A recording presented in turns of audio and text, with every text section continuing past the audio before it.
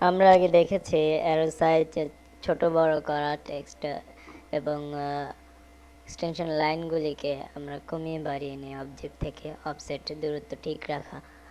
এখন আমরা দেখব ডাইমেনশনের জন্য আমরা কালারগুলি কিভাবে, টেক্সটের জন্য আলাদা কালার, ডাইমেনশন লাইনের জন্য আলাদা কালার এবং এক্সটেনশন লাইনগুলির জন্য কিভাবে আমরা আলাদা কালারগুলি চয়েস করে নিয়ে ডাইমেনশনকে আরও সুন্দর করে তুলতে পারি।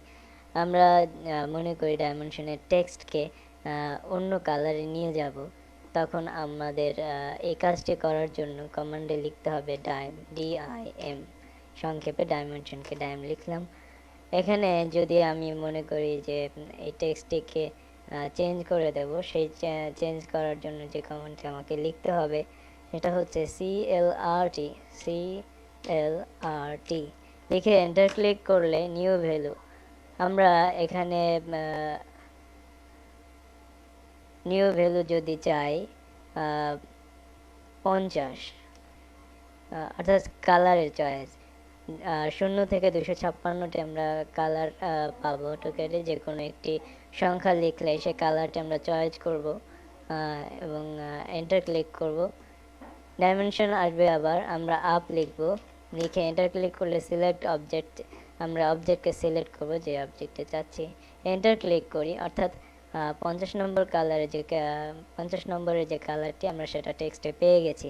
এভাবে আমরা টেক্সটকে কালার পরিবর্তন করে নিতে পারি। আমরা যদি চাই যে ডাইমেনশন লাইনটি কালার চেঞ্জ করব, তখন ডাইমেনশন লাইনকে কালার চেঞ্জ করতে চাইলে ঠিক একইভাবে আমাকে লিখতে হবে CLRD, লিখে এন্টার ক্লিক করলে এখানে আছে বাই লেয়ার। আমরা যদি বলি যে 25 নম্বর কালারটি আমরা চয়েস করব, লিখব 25, লিখে এন্টার ক্লিক করব। আমরা আপ লিখে সিলেক্ট অবজেক্ট, অবজেক্ট সিলেক্ট করব, এন্টার ক্লিক করলে দেখুন ডাইমেনশনের লাইন চেঞ্জ হয়ে গেছে। এখন যদি আমরা ডাইমেনশনের এক্সটেনশন লাইনগুলিকে চেঞ্জ করতে চাই, তখন আমরা কমান্ড লাইনে ডাইমেনশনে আবার লিখব CLRE, লিখে এন্টার ক্লিক করলে আমরা এখানে কালার চয়েস করে নেব। যদি আমরা বলি যে কালার হচ্ছে 125,